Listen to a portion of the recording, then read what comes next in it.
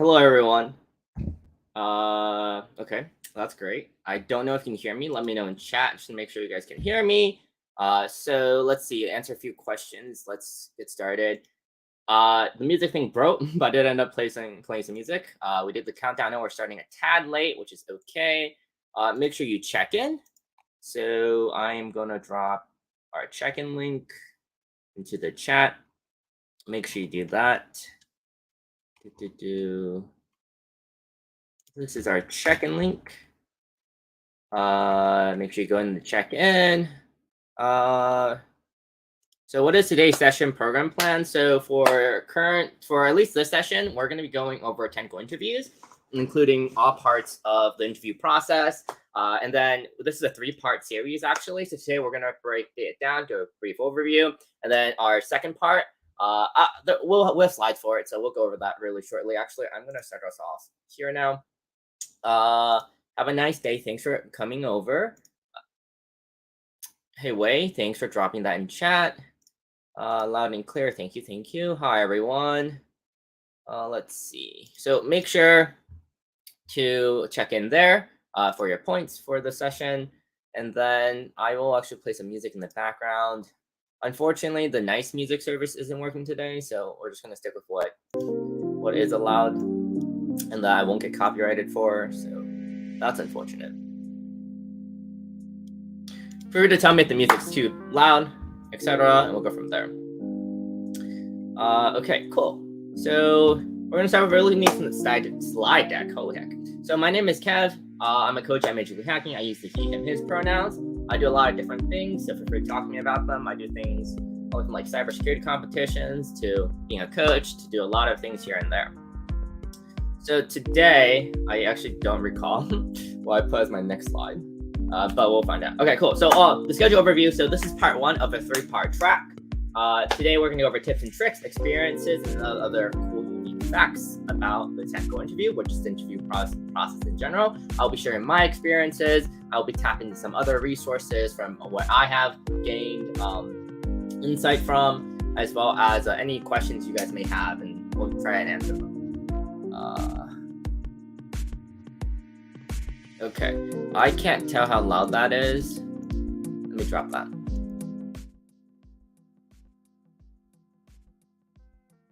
I think this will be a bit better.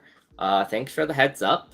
But again, we're doing the technical interview breakdown part 1 for today. Okay. Well, I will drop it a bit and then we'll go from there. And then, so we're then on part 2, we're going to do some technical showcases and examples. And then part 3, we'll do some technical practice where we'll code together and tackle some technical problems. Okay, cool. So first things first, what we're going to go over is what is a technical interview. So technical interviews are generally conducted by employers or academia, and they're generally used to gauge a lot of different technical skills. I say more and it could be more than your technical skills in a traditional way. Sometimes they judge things such as critical thinking, your problem-solving skills, your actual technical skills, but that might not always be the core of your technical interview. Sometimes you don't have to know every technology out there, but it is more about your intuitions and how you approach to, let's say, learning, pick up new technology, your problem-solving skill, your critical thinking skills. We'll go over why some of that is important in a bit, but remember to always,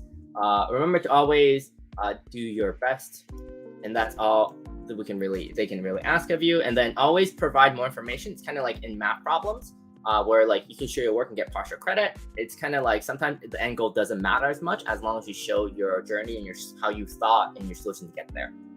So before the technical interview, there are a few things that occur way before the technical interview. Some of that is such as like reviewing the job description and breaking it down, right? So understanding what you're applying for. I would say in a lot of experiences, it can never hurt to apply. So if you're currently doing, let's say, internship search or a job search, don't let the job description be the thing that holds you back, and don't let that thing be the one that makes you, I'm not going to apply. Because the worst comes to worst, all they can say is no, right? They can't hurt you in any other way. Most application process in the background, if you talk to anyone who does human resources, aren't set up. So it's like, oh, you got rejected from XYZ. And then like they generally don't really have a cause to look at your past example why you got rejected or anything like that. So I don't think it ever hurts to apply, especially if you don't meet everything in the job description. The job descriptions are generally what they're looking for, but it's most of the time a lot more fluid of a thing than you actually think it is. As long as you really fit, they can't really hurt you. And then breaking it down is really looking at each of your job description and spin it in the way that fits, right? So this is really important in the sense that something you do in your day-to-day life might not fit one-on-one to, let's say, a skill that's required in the job description, but you can always spin it, right? Because like a lot of skills are pretty transferable. Also, if you have any questions, feel free to drop in chat. I think I'm going to switch over to Q&A in chat, and then we'll answer them as we go along. Our first question is, how long did you study before applying for jobs? Did you apply before you were comfortable with LeetCode and then study later?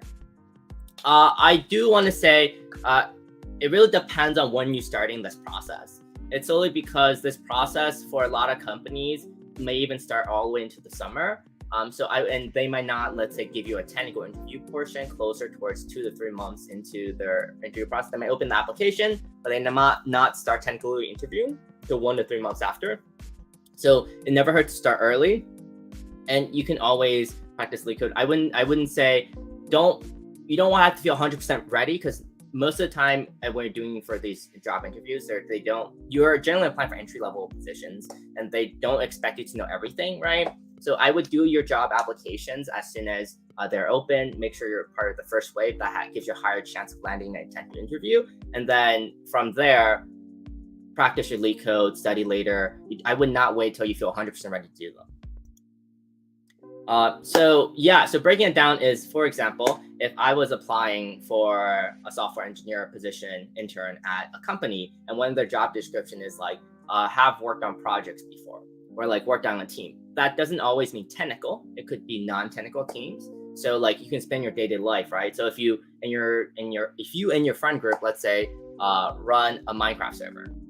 Really odd example. Someone was talking about a Minecraft server, so that came to mind. But if you run a Minecraft server, that skill and teamwork to maintain the server and building it up can transfer and apply. So don't feel like that you have to have the previous experience. Just make sure you take the skills out from your previous experience and apply them. Research the company and their technical teams, right? So go in kind of idea of what their technical structure are, and understand what the company culture is, what they're known for, what products they serve, right? And it's also really important for 2 different ways. 1, so you show the companies that you're actually truly interested. But 2, it's really important that when you go talk to a company, you have to remember they're interviewing you for a position. You're also interviewing them to contribute your time and a good chunk of your life too, right? So your job makes a good chunk of your day-to-day things, as well as like your year-to-year life. So it's like they're not only interviewing you, you're also interviewing them. So you make sure you also understand the company, what services they provide, what they actually do. And it depends. It's different from person to person. I personally think also you should morally agree or ethically agree with what they do. You should be able to say to yourself, I'm supporting this cause. Would I agree with this cause? I think that's really important for at least me. I know there's a lot of different views about this. Some people, money is just money, but I personally do really believe in working for a cause I believe in, while working toward a cause I feel like I personally would support. Know your fundamentals, right? So your basic technical interview skills, your basic questions that they may ask you. Come prepared with a few scenarios in your brain, right? So if you're going for a technical interview, come prepared with a few projects you worked on, teams, your skills, what coding language you're good at, etc. And then practice over and over, right? So the saying practice makes perfect. I actually don't like that saying, because practice makes perfect only when you're practicing perfectly. Does that make sense? If you practice imperfectly, you can't get a perfect result. So it's like practice over again, but in that process, make it an open circuit. Seek experiences from other people, go talk to other people, and get input, right? Because if you're in a closed off circuit and you're always just feeding yourself information, you get into that loop where you can be practicing things over and over again and crafting this perfect thing, but your end result might be flawed because you never took outside input, right? It's kind of like training AI. Okay, cool. So parts of our interview. So parts of our interview are really in my opinion, broken down to key parts, right? So you have your behavioral and then your technical. Your behavioral interview are generally your first stage interviews.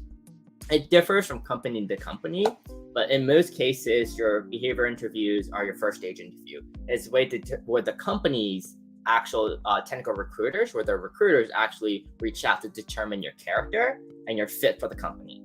So when I say your character, as in how you are, who you are, what do you like to do, what made you apply, what drives you on a day-to-day basis. They make that type of determination and they determine your fit.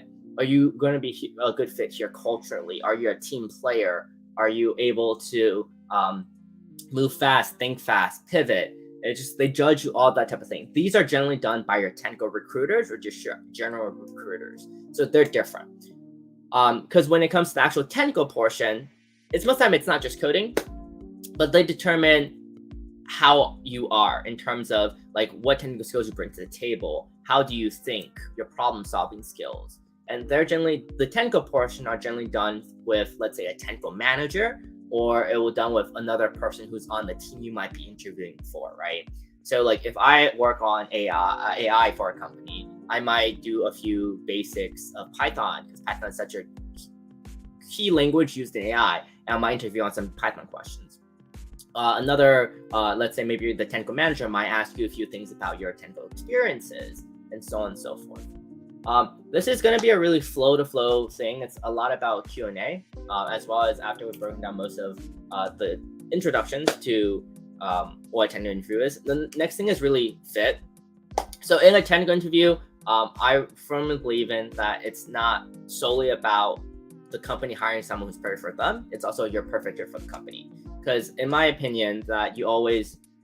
I forgot to start this off because we started a bit late, but all this is really my experiences, my opinion. You don't have to agree with any of them. If you don't agree with anything, feel free to drop something in the chat. This is all really built from my experiences and what I think. It's kind of like when you talk to someone who's in like finance investing and they can't tell you, here's what you do. They can say, here is my opinion of what you do. Especially if they represent, let's say, a big organization. For example, if someone comes from like the SEC, they can't say, here's my financial advice for you. Here's my recommendation. I don't represent XYZ entity. So here's really just my thoughts and recommendation. You guys can always feel free to disagree. And if you have a disagreement, feel free to drop it in chat and I'm happy to debate you on it. But another thing is fit, because you have to think about it. For you to do well in a company, for you to thrive in a company or an environment in general, right? It could be private, it could be public, it could be government sector, it could be any sector, right? It's like you have to be able to enjoy where you're at, so you want to continue to grow and learn and take initiative and do better. So fit is a really important key. I'm gonna take a sip of water real quick, but any questions so far? Okay, cool. So we're gonna go over a few things, our tip and tricks. These are not going to be on the slides. We're going to verbally go over a lot of this. So yeah, I have made a cheat sheet of notes of things I want to go over. So I'm going to pull that up real quick. Okay, so really cool few things. Make sure you keep things simple. It is really true that you might get complex things thrown at you, right? But keep it to the simple things, right? Most of the topics that you get from companies in a technical interview are generally broken down into a few things, right? You've seen them on your websites and resources that you should really know. It's like LeetCode, HackerRank, CodeSignal. They break it down in a few things, right? So you have your array-based list manipulations. You have things that are like data structure based. You have things that are string manipulations. And there's a few categories that are really built into. You don't have to know everything about those categories. There's a few tools and skills as you pick them up. It will help you benefit as you go along. Come in and don't always think every technical interview is going to be coding. It's not always the case. I have walked into a technical interview where they're legitimately like, here is a brain teaser. Stop the brain teaser, right? Because your thinking process really matters. How fast you pivot, how fast you are able to process information matters. I would also say is keep it simple in terms of when you are writing the answer to a question. If you don't know it, don't get stuck in it. So if you're doing, let's say, a technical interview with an actual human, right? Talk out your thought process because that's what they want to hear, right? The point of them doing it in person is that they want you're approaching it, what you're thinking as you're reading the problem. ask clarifying questions, right? So don't just sit there and get stuck or think you know what they're telling you, right? It's like in business, you always go back to your business and go asking clarification to make sure you're able to deliver what they're asking for. That's perfectly fine. You're defining your criteria. That applies the same in a technical interview. I wouldn't ask every single thing, but if you are sure that this getting an answer for this question will pivot your answer in a really dramatic way, is to get that clarification before you continue to move on. So it's like it's super important to avoid doing a lot of extra work that they might not have attended you to, and that might have made your solution, might take you longer to get to your solution. So it's like, because if you think about it, the worst thing that can occur is for them to say, sorry, I can't answer that question, right? It's like during a test and exam, I apply the same philosophy. It's like, ask any question you can, because the worst thing they can say is, sorry, I can't answer that question. If you're doing a technical interview and it's generally one like on HackerRank, LeetCode, or CodeSignal, or any other type of code evaluation platforms, don't get stuck. Always move on. Do not get stuck. Keep your confidence up. Keep your morale up. Don't sit there, share a problem, and you always want to move on to the next problem, because you can generally most of the time come back to this problem, and it's not worth wasting time on a problem if you don't think you can get it right. Go knock out the rest of the question, come back. It's kind of like your test taking skills. Another key thing is make sure you actually truly understand the problem. This is probably one of the biggest pivot holes. It's kind of like the previous example of a live interviewer, is that when you read a LeetCode problem, or you read a HackerRank problem, when you read a CodeSignal problem, is just making sure that you actually understand the problem before you implement a solution. Because the worst thing that can happen is you are timed in a 2-hour interview, you spent an hour doing the problem, and then you realize you solved a different question than what was asked. Because no one's going to be giving you that time back. No one's going to give you partial credit for that. So make sure you truly understand the problem before you even start, right? I would work out an example or two on paper, even start some pseudocode. Make sure your logics actually flow how the problems are. Here's a few tips also mixed in from other people I asked around. I really don't believe in just asking, just providing my own examples. So like I went through and asked around for a few people for their experiences and a few tips they would give. So let's see. Here's one from a friend of mine. They said many company uses CodeSignal. You can do practice tests, which are very similar to real tests. But only one every 24 hours to take advantages early and get as many practice steps in. That's a really good one. So CodeSignal is a pretty standard coding platform challenge that they use for a lot of companies, especially a lot of entry-level ones, right? So on that platform, you get 24 hours. You get practice tests, which you can do every 24 hours, and it's a mimic of a possible real exam. Use that as a good practice, right? You get to know the platform you're in and a lot of things like that. Let's see. So do majority of the companies give you a REPL where you can run it, or is it just like a text document? So this depends. I've seen done a lot of different styles. So there is the style where they want to just whiteboard it. So a lot of pseudocode in those scenarios, a lot of pseudocode you can get away with. So just showing that you understand how to solve the problem, your logics of solving the problem. That's all they want. There are some companies where they will give you like an actual IDE or interpreter or a compiler that will actually run the code that you wrote, and they will test it against your test case. And there's also ones where they let you choose. They'll sit you down in a room. If it's in person, they'll sit you down on a call. They're like, hey, you can either do this on a WordPad and like you can just write it out. In the sense when they ask you to do a WordPad, they don't ask you generally for syntax, because they understand that nowadays most people might not know every single syntax for everything, but you are required to say right? So let's say I know that in Python there is a function that will flip a dictionary and map it to, let's say, each key to each value or something, right? I know that, so I can say I don't remember what that function is called, so I want to use the function to do something XYZ. Those can be easier, it can be harder. And generally in an interview where they're giving you a paper and ask you to do it, they're looking for your thought process. the really key there is they want to know how you think about it, how you approach the problem. There are interviews where they give you a full question, a code IDE, you type everything in the IDE, you compile it, they run it against test cases and tell you how it is. So it really just depends on where you're interviewing. It can never get hurt to be ready for either version. And if you are doing an interview with a person, they're live listening to you, talk out your thoughts. That goes a long way, showing that like the reason you did some stuff, even if it's not right, why you did it, and how you actually think. Have you ever been to an interview with a person where you just don't know at all how to answer the question? How do you deal with that, right? I personally believe is don't spin your story too much. This also applies to the job description, to your resume. When you spin your story way too far, I know a lot of people say spin your resume, sell yourself, but there is a degree, right? Because if you sell yourself way too far, when they sit down, they think you know X, Y, and Z, and they question you on X, Y, and Z, and you can't answer it, it becomes a problem. That clearly shows, one, your integrity is at stake, as you said you know how to do X, Y, Z, you actually don't know how to do X, Y, Z. If you don't know the problem, what I didn't do is I give my best answer possible, and then before I end the interview, I always make sure to ask, how would I would love to learn and improve from this interview. How would you have answered that question, right? The interviewer who gave that question has the answer in mind, has what they're seeking for.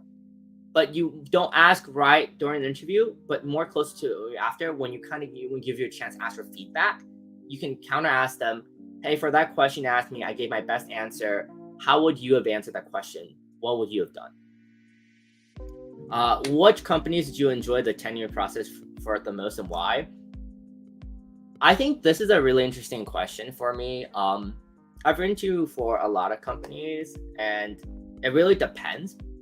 I think the companies I enjoyed the most about the technical interview process would be companies, I don't want to give out too many names, but would be companies that really focuses on not just your technical skill, your ability, but your growth. Some companies take time to actually get to know you and try to judge how well you can grow, and not just what you know at that moment, right? Because I truly believe that like life is a long journey of learning, and it's really important to me when I do those technical interviews, when they show that they care about is continuous learning and continuous development, and not just what you know at that exact moment. But yeah, I think a lot of things for FAANG companies, don't imagine FAANG companies are the only companies out there that are hiring. There's a lot of companies, a lot of top Fortune 500 companies that are hiring. FAANG is a really competitive space. If that's not for you, that's okay. There's still a lot of good paying jobs out there. There's still a lot of good opportunities for you to grow and learn. And if you want to end up in a FAANG company, you can work, and one day you will. It's about where you want to grow. I am truly a believer in that cultural fit matters more than anything else. If you don't think you would enjoy working there, I don't really care how much money I personally think you would pay me. If I really don't think it's a good experience, I won't learn, I won't grow, I won't develop, I won't move on to the next stage of my life. I don't think that's a good place to be at. I guess let's explore my experiences. If you have any questions, feel free to drop in the chat.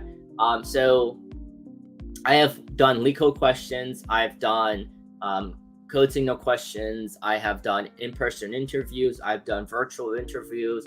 One of the few things I would say that has been common to all of them is go in with a language in mind. Don't pick a language, and that is your technical interview language.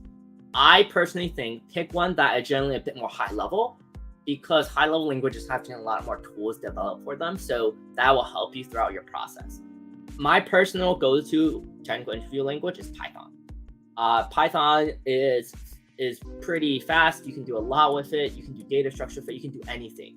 Data structure doesn't have to be in class implementation. You can do so much with Python. There's so many things pre-developed, but pick a language you're comfortable with, stick with it, and do all your interviews in that one language. Do not flip-flops in between. Do not try to, let's say, oh, I know how to do XYZ better in a language, I'm going to hop to a different language for another thing, because that will throw you off.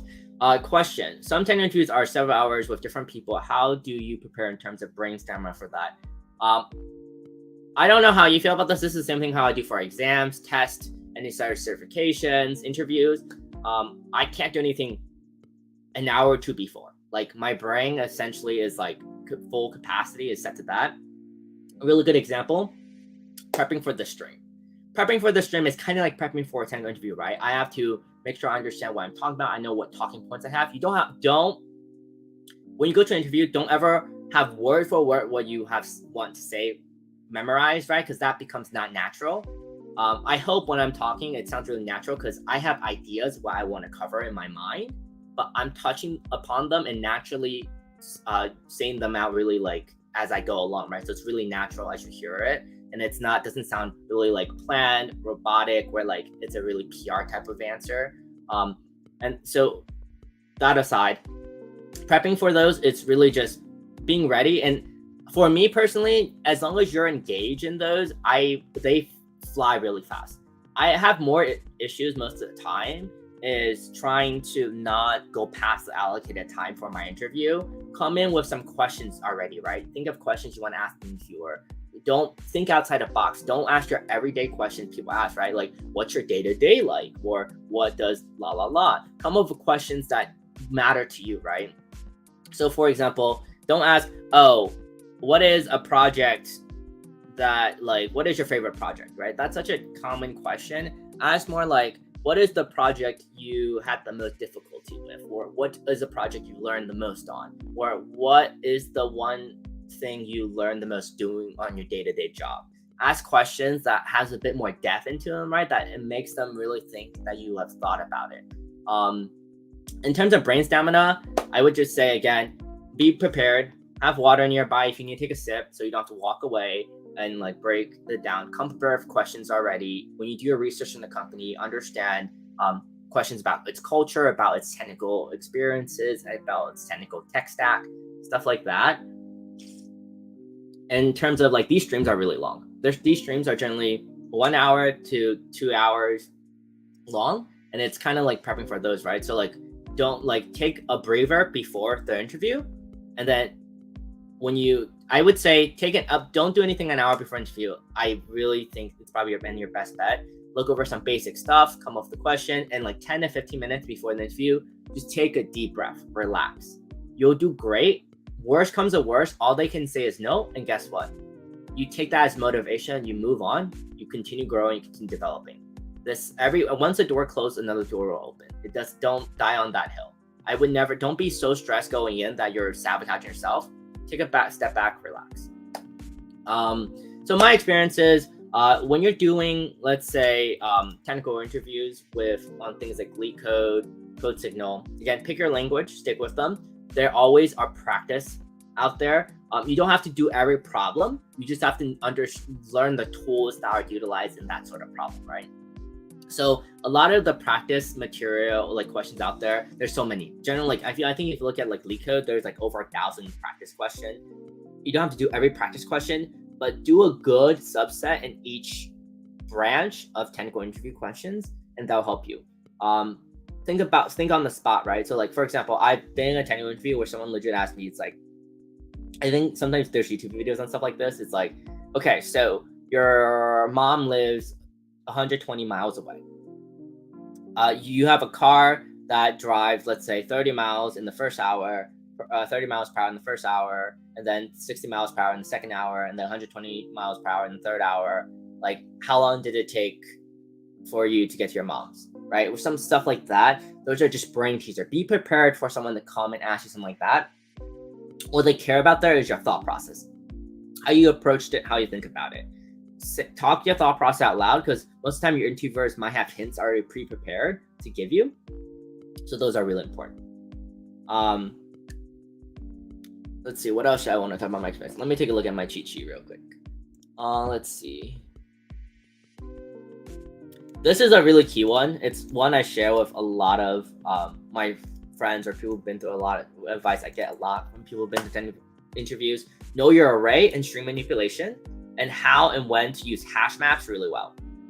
Those are really, really big key things. So generally, some technical interviews, they go like easy problem 1, easy problem 2, harder problem 3, harder problem 4, right? So to generally do like one harder problem will be on like the string array manipulation, another one will be on data structures. Knock out 1 and 2 as fast as you can. Make sure you're good at your array and string manipulation. Then know when to use hash map. Knowing when to use tools are half the battle. So know it's the fastest to do XYZ, la di la la, it's fine.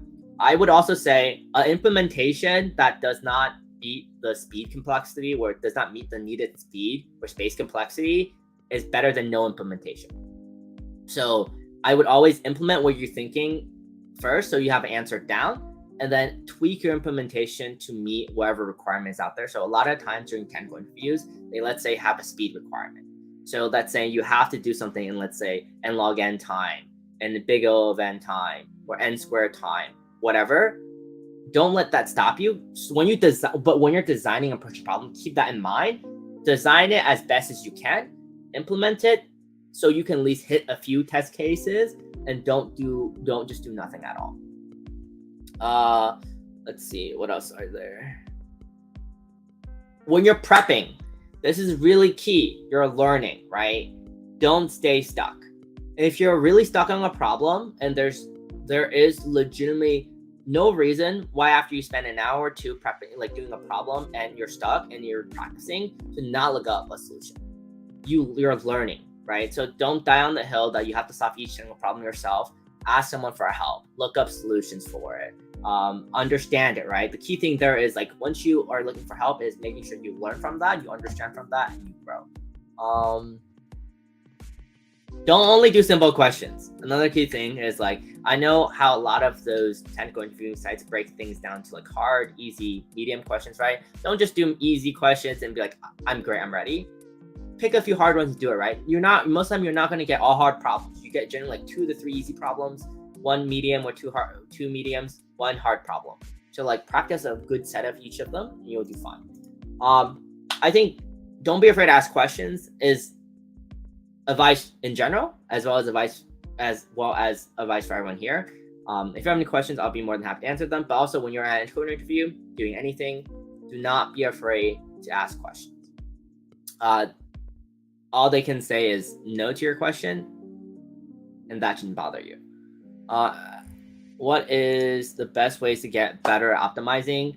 Understanding, right? I think the best way to get to optimizing of what's really key is actually understanding what you're writing.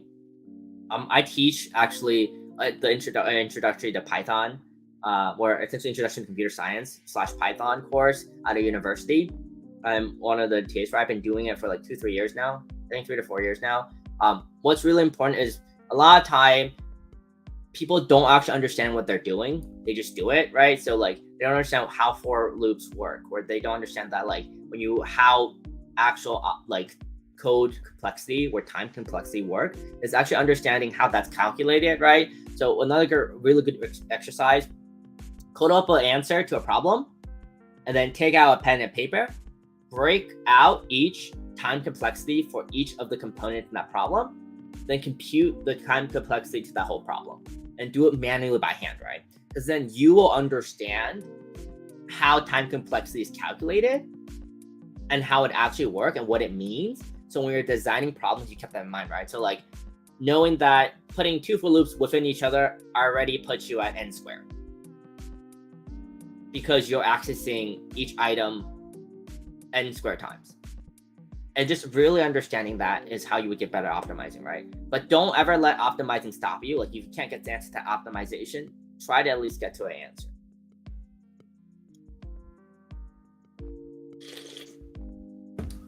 Any other questions?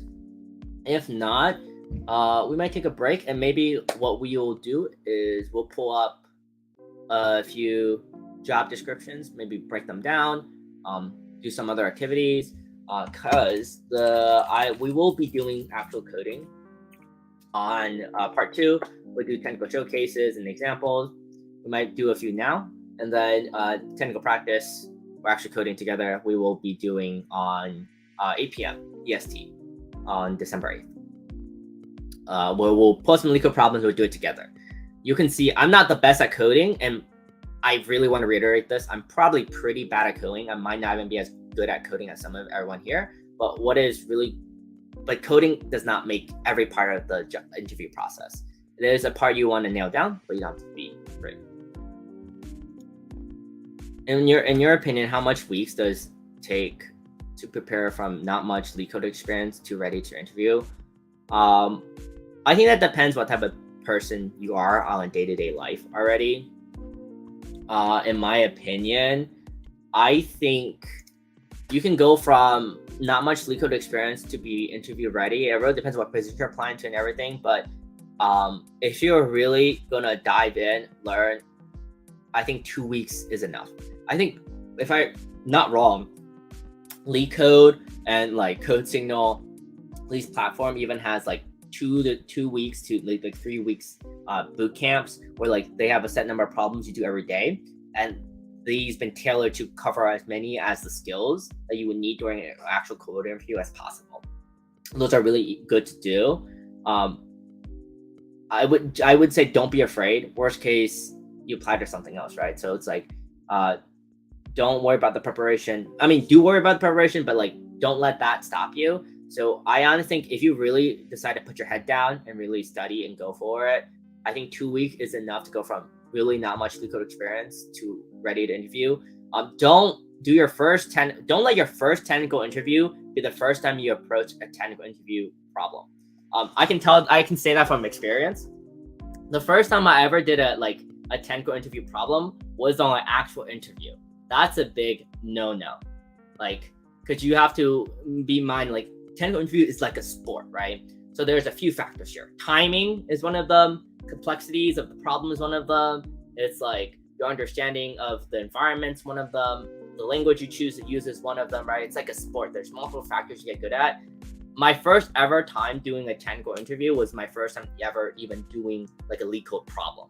It did not go well, because it's different from like when you're working on a project or in a hackathon or like doing your day-to-day life. It's like you can really spend as much time until you give up, right?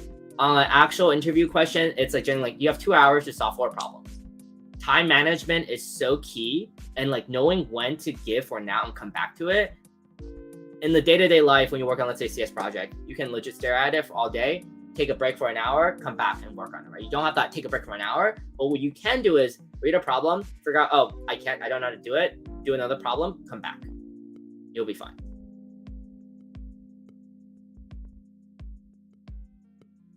Space complexity is not my thing. Time complexity we can do. I'll note that down. I'll prep a problem for time complexity for another practice. But for Wei's thing, I personally think if you really put your head down, I think 2 weeks is the minimum. Like the minimum of time you can use. If you say a week, I think that's stretching it. 2 weeks, I think is doable. And generally, I think the best thing to do is generally for like a month of prep. But I will note that down on my notepad, and we will do a problem practice on the next part of this track. Where's my marker? Any other questions about experience? Oh, another tip of advice is talk around, ask people, right? Don't just apply or talk to people who's been there. I don't mean this in a bad way. I think this is really key advice. I really don't mean this in a negative way.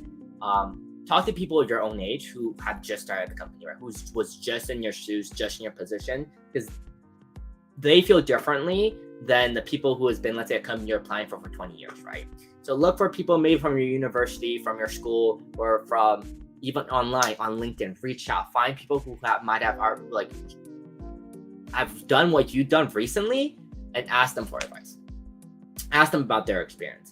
Because asking someone who's been at, let's say, that place for 20 years, 30 years, they won't give you the same experience. And also I like to call it a generation gap in terms of like openness of certain topics, right? So if you have certain questions, the person who was just in your shoes has a higher chance of answering those questions, like what I'm doing, right? Offering this type of advice than someone who's been there for 20, 30 years, right? Especially because like there's been a lot of cultural shifts in companies, such as like talk about salary. If you talk to someone around my age, and like you're talking to them privately and you show their interest and you're going to apply, they 99% of the time, right? Okay, maybe not the high. Most of the time won't have a problem discussing salary. If you talk to someone who's been like there for 20, 30 years, they're not going to talk about salary. There's like certain topics as time has moved on, where for different generation, their willingness to open up is different. You might get a better, more truthful cultural vision or experience from someone who is younger than someone who's older. So like keeping that in mind. I would also say when part of your research a company or part of your research a company's culture is talking to someone who has just been in your shoes, recent college graduate, recent people who's been intern there, people in entry level positions there. They'll be more than happy to open up about things. Okay, I've noted that down. We'll do a time complexity problem for funsies. Anyone have any other questions? Honestly, feel free to ask me anything. It can be from the job search process all the way to a technical interview question, which I might not be able to answer, but that's okay. You can always ask, right? No harm in asking. First thing I can say is I don't know the answer. You can also ask Wade. Wade's great. He's in chat hanging out with us apparently, so he'll answer any questions too. If he's still here, that is. Oh, what are the most common topics that 10 interviews want you to focus on, BSTs? I have seen it done in multiple structures.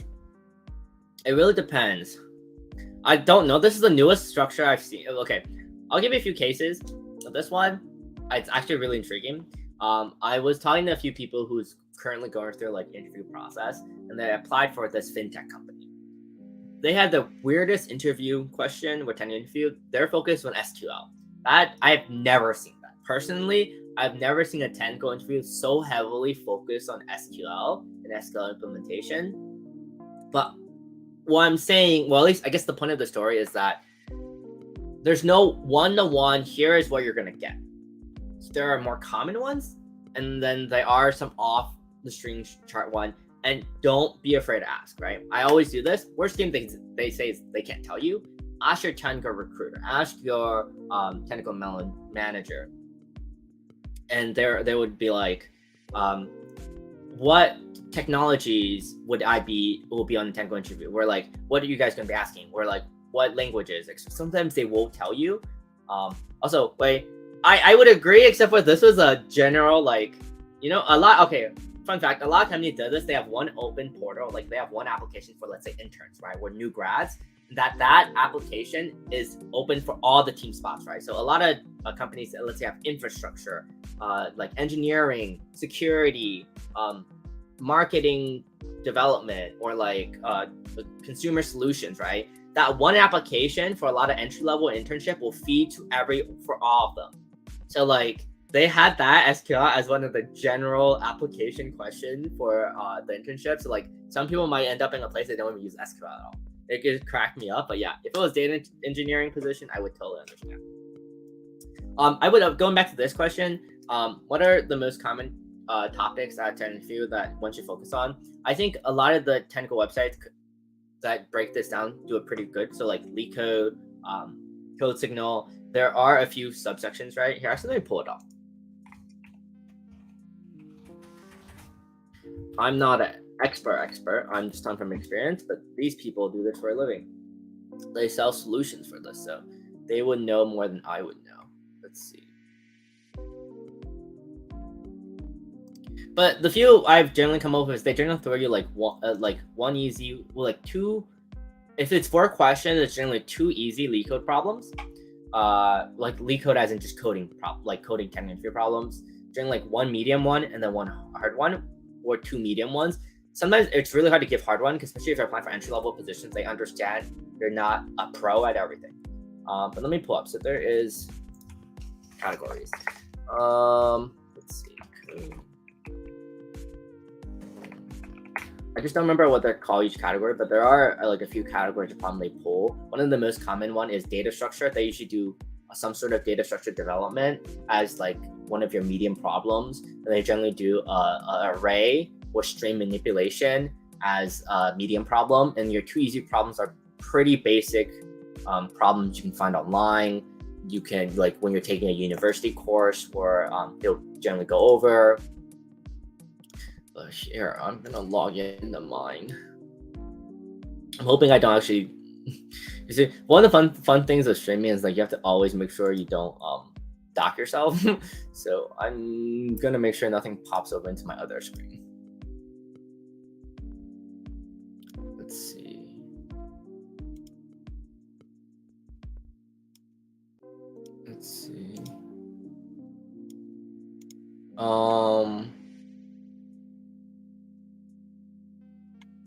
I gotta check. LeetCode. Yeah. Any other questions about experiences? Oh well.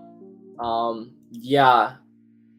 I've done one where they're so like your big companies depends. So like I think, don't correct me if I'm wrong. It also could have changed. I think Amazon does 2 to 3 questions.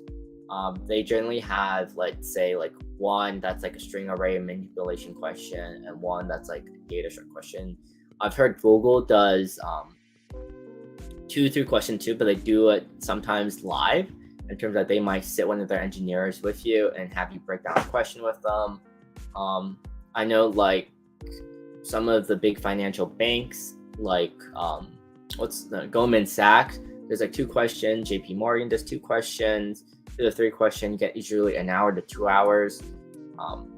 A lot of array manipulation or understanding data, how to work with data is pretty common too. I've done one for this company that develops mammogram. I think it's called mammograms, whatever. Like that one was the wildest thing I've done. It required you to do SQL as a like question for database question. Asks you like data, like applying a data structure question, and asks you like a lot of different things. But there's a general thing here. I'm pulling this up and it's taking a while. Okay, so let's say LeetCode has like study plans and stuff, and the few like sections that it seems like that are really generally key and important is also make sure you know your like your basics interview stuff, right? So sometimes they might ask you basic problems like you would get at like your learning school, right? Like what is object-oriented programming? Or tell me the key component about object-oriented programming. What's the difference between functional programming and object-oriented programming, right? They sometimes ask you probing questions to your theoretical, fundamental computer science knowledge. So make sure you also brush up on a bit of that. Let's see.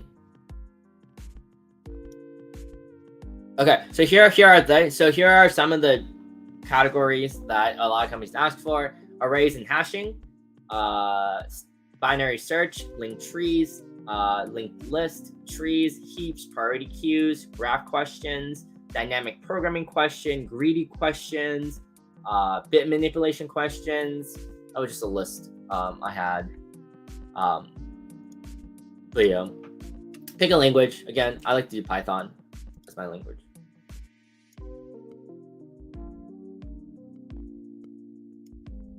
Oh, can you recommend any advanced sources to improve your backend development skills for a technical interview? That's a really interesting one. Backend is not necessarily what I'm experienced in. I do a lot more cyber. It's like malware analysis and stuff. But for backend development skills for technical interview, I've never, at least in my experience, been to any technical interview where they've been like, this may happen during, let's say, your technical interview in terms of like when they talk to you about like what your experiences have been, what like if you worked on backend stuff, shift type position, but like the actual like technical component where they are asking technical questions, I've never seen it so specifically tailored to, let's say, your position, right? They generally are testing for your basic coding understanding, but some books. This is a really cliche one. I don't know. I haven't even done it myself, but everyone keeps telling me about it. I just haven't found the time to do it between all the things I do. It's Cracking the Coding interview or whatever. I've never touched that book, but everyone keeps recommending it. So maybe I would say like, and here are many advanced sources, books, blogs to improve your backend development skills for technical interview. It really depends. I don't know what you mean by backend because I don't do as much web application development. If I do, I didn't land on the front end side. One thing that's really key, I guess, is know your APIs. So in terms of like API development, that's generally pretty key. I think I might have some research recommendations, but I honestly couldn't recommend anything specific for back-end development skills for technical interview. There is a really good website that will like have like 10 interview questions that they kind of like vetted or have been like used really common. Oh, what is this? If you find me on the global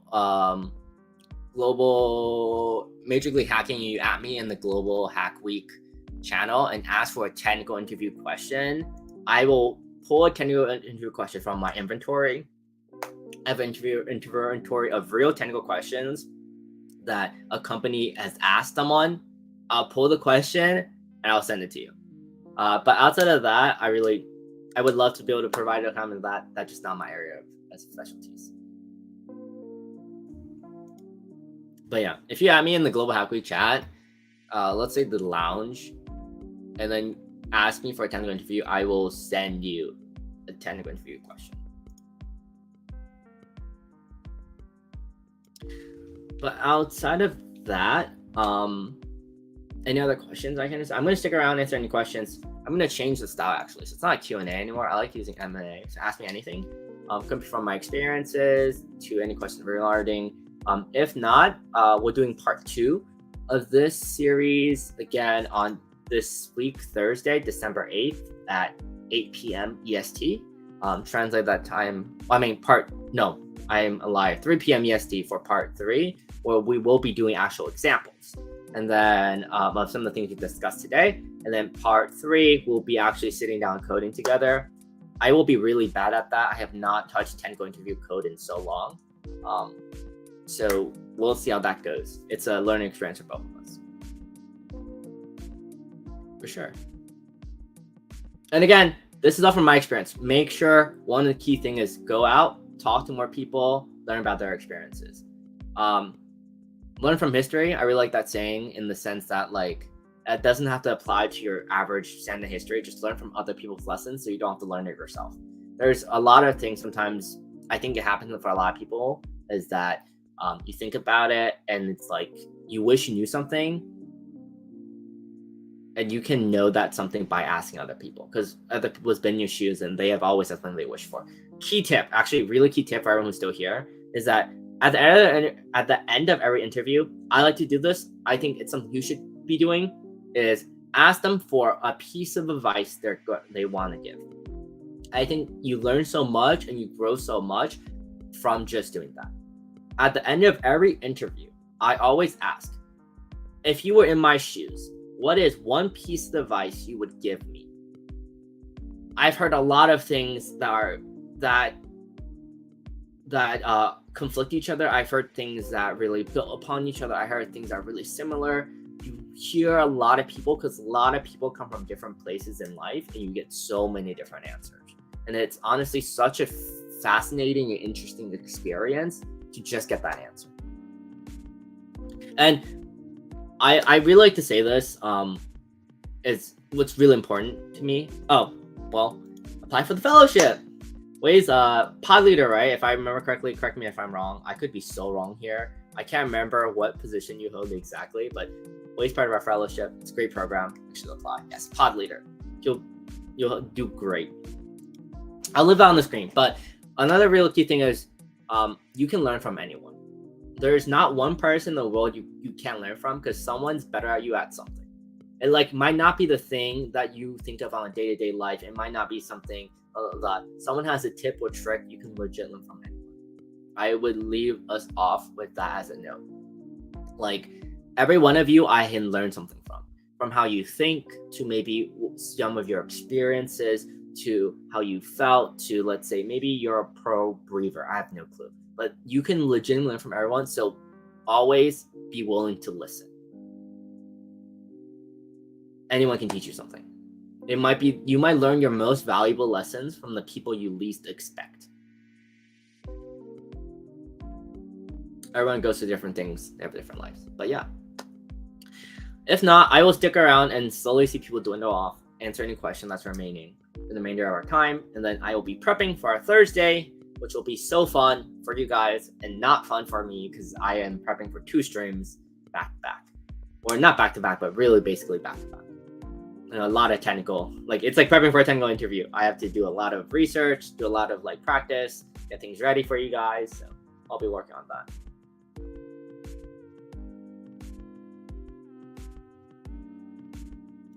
Best languages for is it data science analyst?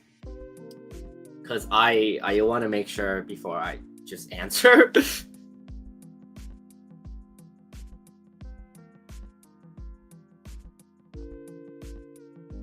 For sure. If you're heading out, have a nice day. Enjoy. Data structure. For data structure. Oh, data structure and algorithm. I've never seen it abbreviated like that. That's crazy. Best language. I really don't know if there's a best languages because like I also can't speak about this. I'm also really entry level into a lot of things, right? So I've done my data structure and algorithm in C++ and C. I've heard people do them in Java, but those are generally the 3 I've seen most commonly it done as. I've seen it done in Python too, but I don't really have that much experience. But I do them in C++ and C Sharp. I mean C. Why did I say C Sharp? I don't know C Sharp. I don't know why I said C Sharp, but yeah. So I really can't tell you what the best language is for, but I can tell you what I use. I use C++ and C for data structure. Oh, and for algorithm, I think the best language for algorithm is pseudocode. In the sense that it actually shows your understanding, and then you do use a language to write them up. But algorithm, I think for the best thing for like me implementing algorithm or even just make sure I understand it, it's generally whiteboarding out pseudocode or stuff. And for like a basic, like when you actually don't care about like efficiency, I do it in Python. And then like when you care about efficiency, you can drop to a lower level language. That's my thoughts. Could be totally wrong here, by the way, but that's from my experiences, my thoughts. Any other questions? See, okay, for people hanging around, since I have nothing else to talk about for right now, I still want to run a Cybertrack. It's been the hardest time because I want to do like malware analysis on stream or like super fun stuff on stream, but like those are so sensitive topics. Apparently, I can't just do them on stream. I don't know if I show you to break something, you might not go out and break things. And I don't know. I'm working on it though. I'm gonna bring a Cybertrack in some sort of way. It might be a personal cybersecurity because I can't do like malware analysis. I can't do like how to attack something, or like I can't do like certain stuff on stream live in case there's like replications from it. But I might work out like maybe like a basic overview of like personal security or something. Maybe next Global Hack Week. But yeah, would you be interested in that?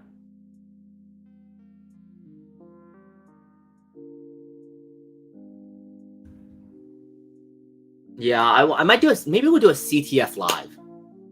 That might be what we'll do. Maybe we'll go over concepts that can help you do like a capture the flag or something. Maybe. That's just a lot of work in terms of like development content for that. But maybe we'll do that. I'll think about that. Also depends on how busy I will be, because it is getting pretty busy time of the year. Whoa, actually, wait, really? Can I join? Can I play? That's crazy. Look at that. Wait, the more you learn. Oh, actually, I'm going to check this out right now. Actually, I'm going to put this up on stream after I pull up myself to make sure everything's good on stream. Pull this up. https://ctf.fellowship.mlh.io. Oh, that's crazy. What are you running this off of? This looks actually so familiar. Is this ran off of? I think there's like what? There's like a CTFD. Yeah, I was gonna say that looked like CTFD. That's cool. Is this like a fun activity that the fellowship does? Another reason to do the fellowship right there. That looked like CTFD.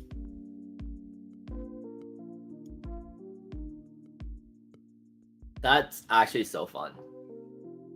You should convince them to do one for like all MLHers, or maybe just all coaches, or like I think it'll be so fun.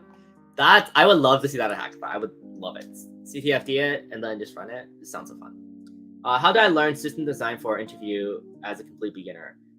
Source besides Alex's book or any project to learn system design. See, I love these questions. Except for I'm not an expert in system design, which makes it hard for me to talk about it.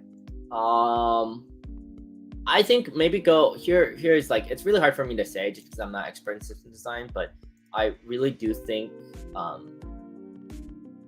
for anything, like how I approach any topic, right? So there was a period of my life where I decided I really wanted to learn how to build an OS from scratch.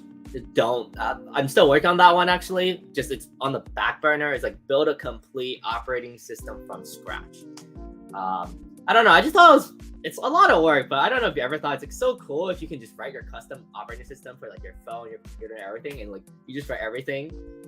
It's not viable, but it's a thought. I always thought it was like the best, but I don't think I've ever found that to work out so far. Still working on that one, but it's like looking up online for research to start there, right? Get your interest, start talking to other people who are experts in system design. I'm not, but you can find someone. It could be another coach. It could be ask around the Major League Hacking server. It could be an organizer, right? Because that server has not only hackers but organizers. You can look around on LinkedIn, find someone who's actually expert in that subject, and ask them, "Hey, can I have a coffee chat with you for 30 minutes?" And then ask them, "Okay, some basic questions. We're like, how did you get started? Where would you go? What resources?" I would love to be able to tell you, but system design is so off my track. I don't even know what to say. I do front end dev, which I actually learned this summer because I was forced to. I do a lot of cybersecurity related things. So like I do cybersecurity research. I do TTFs, red team, blue team exercises, malware analysis. I teach introduction to computer science, so your basic computer science topics. Yeah, is that really it? I do web development, UX UI design, but that's really it. That's my technical experience. I do like the back end coding in terms of like what they force you to do in school, but outside of that, not that much. Oh yeah, I would love to. We need to talk to someone and get someone to do it. I think it would be great. Or even like capture the flag week. Like we can, instead of having a global hack week, we could run a capture flag for the whole global hack week. I think that would be a blast and it will bring so many people. Yeah, I'm gonna talk to Mary about that actually. I'm making that happen.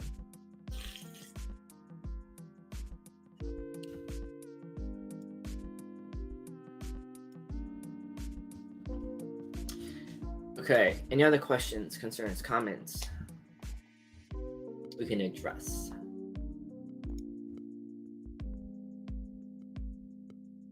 Oh, I meant to say this actually, that I totally forgot. Is that everyone come really from all different walks of life. Actually, some of the people I see get furthest in technology never even started in technology. I've seen like nurses, or like nurse practitioners, or like firefighters. Like some people are in some of these positions that have a really not traditional path. Talking to them makes the best. They have experiences and worldviews that so out of left field for you that it's insane. And I guess it's actually really important. Actually, another key thing is like, don't always be running ahead in terms of like, enjoy the moment you're in. They're really important too, because life is all about growing and learning. I've seen people pivot into technology who are in their 30s, 40s, 50s, and it's perfect to learn at any time. Question: what do you think about remote interviews? I think remote interviews are perfectly fine. They're different. Just make sure you understand what you're getting yourself into and prepare for that styles of interview, right? So I'm assuming when you mean remote interviews, when they do it live and like an in-person one, but like digitally, I've done those. They're perfectly fine. Just keep track of your time, because of remote interviews, sometimes it's really easy to think you can just like pop from one place to another and forget, like it takes time for things to load, things might go wrong. The worst you can always do, especially on like a back-to-back interview, people understand, but you should always keep time in mind and respecting other people's time, because most people helping the interview process are general employees volunteering their time out of their day to do this process. So they're not a team. They don't have teams that do. We're the interview team for a company.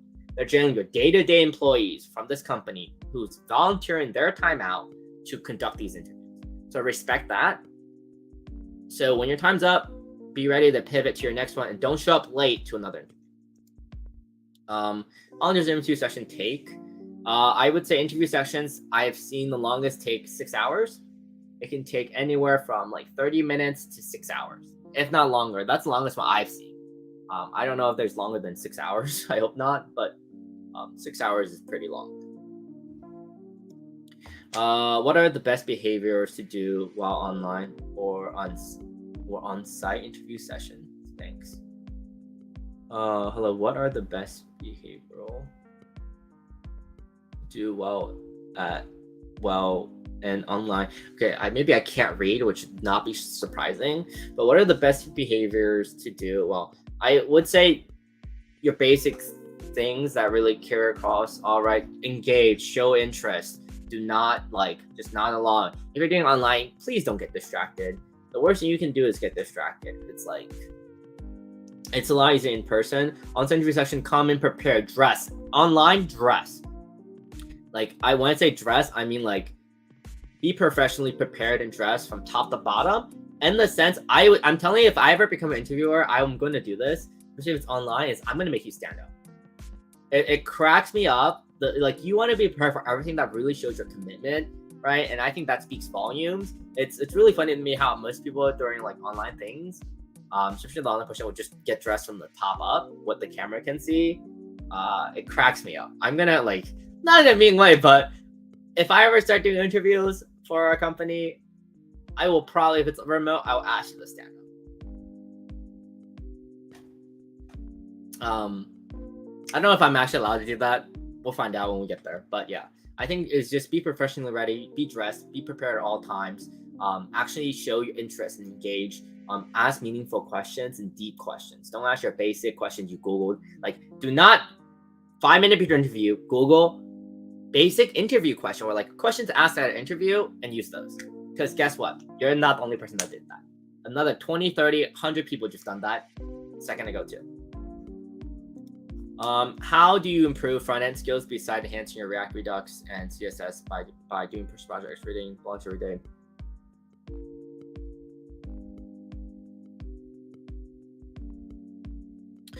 So for front-end development, I'm actually pretty new to it. Actually, I love how this covers me, but I'm actually pretty new to it as well. What I think is really important is, at least personally, what I do is work on actual doing personal projects is great, but doing group projects are better.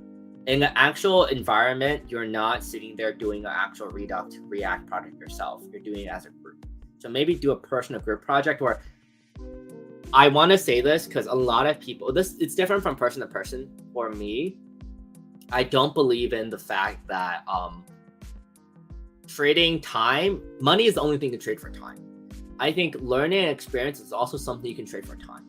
If you think you're good, take a couple of your friends, go offer your service for free to a nonprofit, to a cause you believe in, to something to improve something at school, right? So that would be amazing.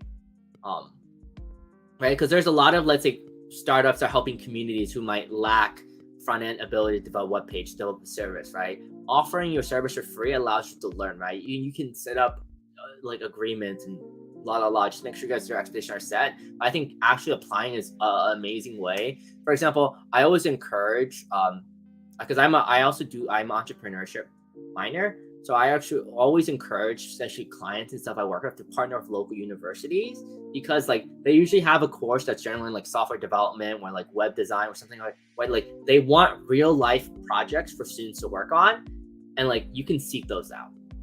Money is not the only thing to trade your time for. I think money is actually one of the less advantageous things to trade your time for. Trading your time for experience and like growth is the best because that stays with you.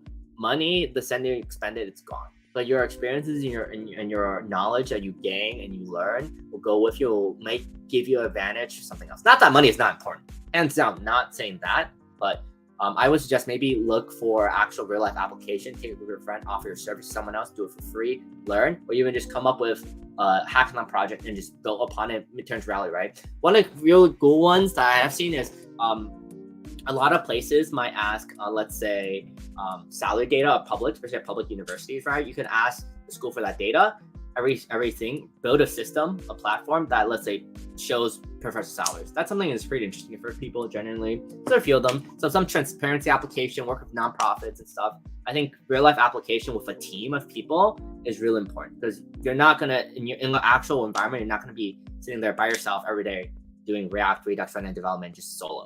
Generally, it's a team effort. Practice code reviewing each other's code and do the whole thing, set up like it's a real thing. And it helps if it's actually a real thing. That's what I'm saying, like offer your services out there.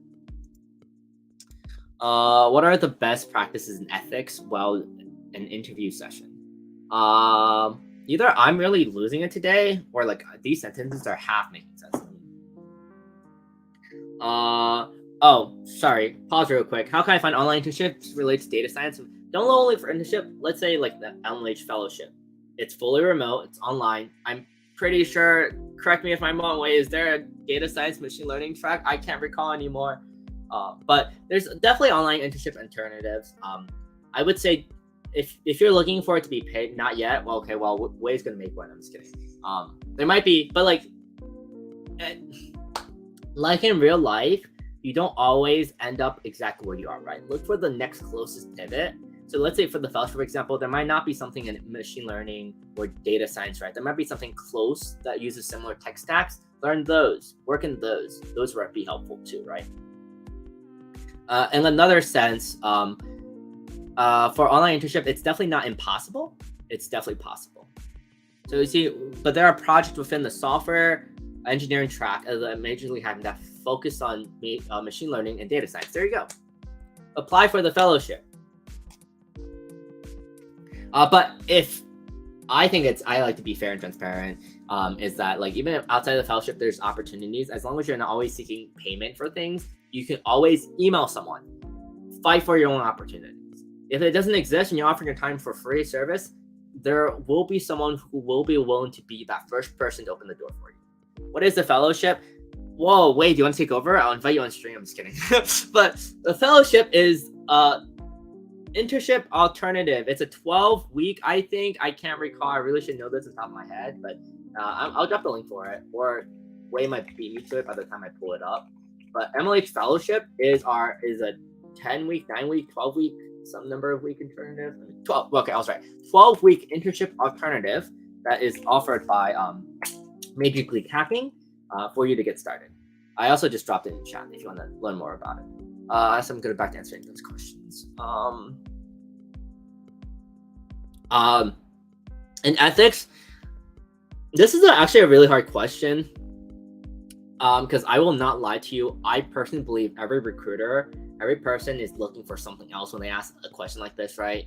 They might not be looking for, there's no right answer. Like in ethics, there's never a right answer. There's a more socially acceptable answer where there might be certain things they're looking for when they ask you a question like that.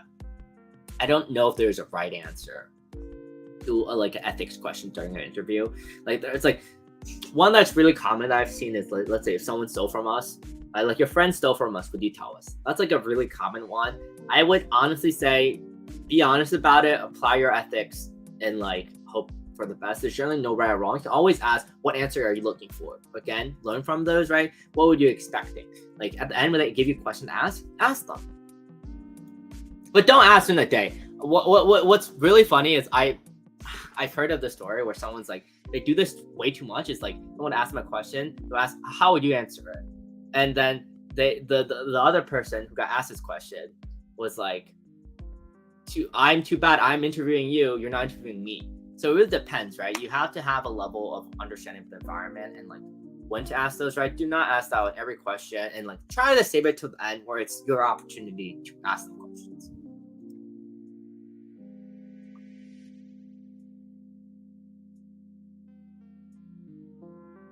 Hello. Does the candidate must have with him or her resume or cover copy on site? Oh, okay. It's hilarious because we're at the generation gap. Well, I like to think it's a generation gap between, especially because of COVID and the pandemic and the shutdown for almost 2 years, where our social skills are such a lacking environment. I say better be safe than sorry.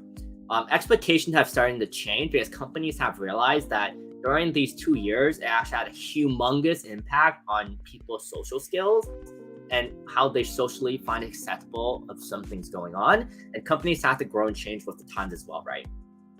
So I always say bring it, your resume and cover letter. Worst case, you don't use it, you take it back home. Have a stack. I legitimately, actually not lying, I have a pile underneath me right now of resumes I have printed ready to bring the things just in case, and I always bring them.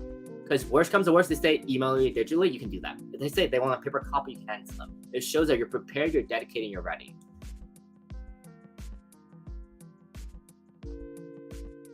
I'm not answering that question. Wait, there's no way you just asked the question. Hello, do you recommend people to apply for a job, even if the year's experience, at least 2-year professional work experience for design? Yes, 100%. But because of that, you apply, but don't just apply, right? Everyone can do mass application. Apply, reach out, learn, inquire. Worst comes to worst, they tell you no, you put your foot in the door, you're open to, like, someday that door can be a fully open door. Like, don't just apply for those. Reach out. Try to see if you can figure out who the hiring manager is or who's looking for that job. Ask questions. Reach out to the recruiter. Hey, I'm really interested in this. I don't meet the experience, but I have this. I do this. I know this. Can I just have like 30 minutes to talk to you? Open the door. That's the most important thing.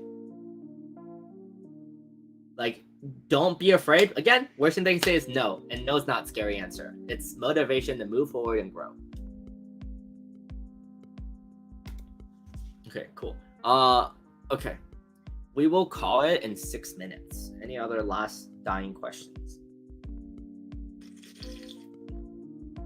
Also, I won't answer that question, but what's funny is I was just talking to someone. I don't use social media personally, I'm not gonna lie. I don't use social media. It's not really my cup of tea. But I know someone who's like been complaining to me how like Twitter's features are slowly like they're becoming non-functional. Or like they don't function the same as before and it was better before. So I don't know how I feel about that. I don't use social media, so I don't really know. But I've talked to like friends complaining about it. So it's really interesting. Oh, also, for anyone who's still here, if you're a student, it's the best thing, especially if you're young right now. I mean this, I wish I'd known this myself and really took advantage of this and learned.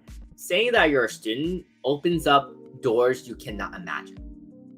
You still can always network and ask for opportunities in the future, but being a student, so many more people are willing to talk to you. Play that card right. Like, if you're a student, play that to your advantage. Ask, use that card. Being a student looking for internship or being an intern are the most powerful card on the field. Once you lose those titles, the world loves students. The world hates graduates, but the world loves students. Okay, 4 more minutes. Hello, what are the best ethical practices and communication techniques while an interview session? I'm going to assume you meant while at an interview session. It cracks me up. Best ethical practice and communication techniques. I'm not necessarily sure what you're asking here. If you want to clarify, that would be great. But my interpretation of this question is probably along the lines of like, I actually have no clue. I would say, I don't know about there's ethical practices. They're probably professional practices in communication, but I don't know if there's ethical practices. If you want to clarify, I'll get back to that question. Oh, but as he does, as they do, him, his, does, la, la. Okay. I'm going to check and see what's on the schedule after me. Oh, wow. It's a workshop I ran before. So after me at 6 p.m. EST, there will be a workshop. Oopsie. I meant to edit. Ask me anything in chat stuff. I meant to edit this. It's around for December 2023. It is going to be introduction to GitHub that's coming up. And they are going to you're gonna be joining Ethan at 6 p.m. EST. I'm about to sign off soon, but just notes in the chat. If you haven't checked in, I'll drop the check-in link one more time.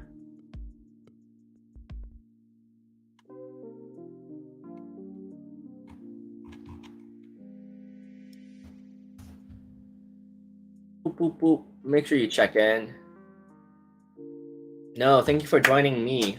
Please come back, join me. I'm gonna throw this back on the screen. La la la la la. Okay, schedule. Part 2 and part 3. I would love to have everyone back for those. Come back with questions, ask around. I'm willing to answer anything. I'm a really firm believer of passing this along. Someone do it for you, you do it for someone else, and you always keep mentoring and helping each other thrive. So I hope anything learned today, feel free to share, talk to anyone else about it. It's a great, amazing opportunity to learn.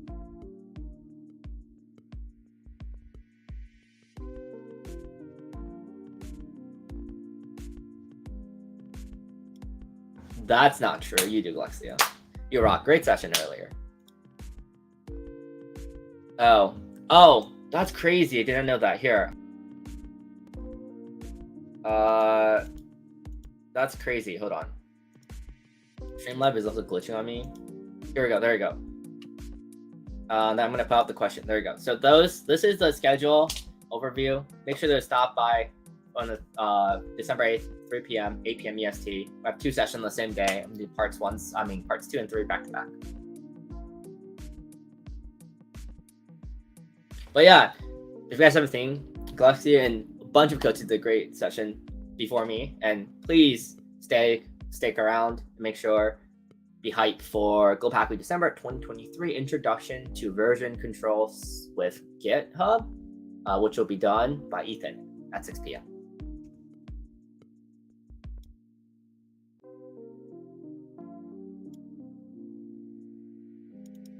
Have a good night, everyone. Take care. Rest well.